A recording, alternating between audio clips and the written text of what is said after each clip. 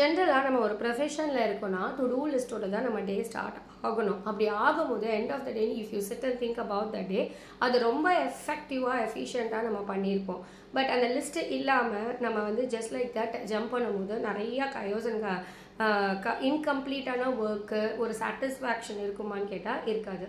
இந்த to do லிஸ்ட்டோட not to do லிஸ்ட்டை க்ரியேட் பண்ணுறது தான் நம்மளுடைய பிக் சேலஞ்சாக இருக்கும். That is inversion thinking. நம்மளுக்கு இதுதான் தெரியும், இதுதான் பண்ணணும் அப்படிங்கிறத ப்ராப்பராக பண்ணணும்.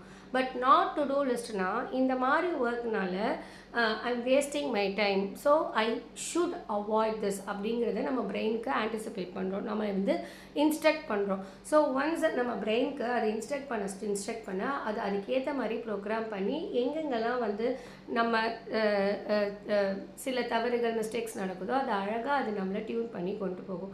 ஸோ நம்ம பிரெயினுக்கு நம்ம என்ன ஆகணுமோ அதுக்கு இன்ஸ்ட்ரக்ஷன் ப்ராப்பராக கொடுத்தா நம்ம பிரெயினும் வந்து அது ப்ராப்பராக ரன் ஆகும்.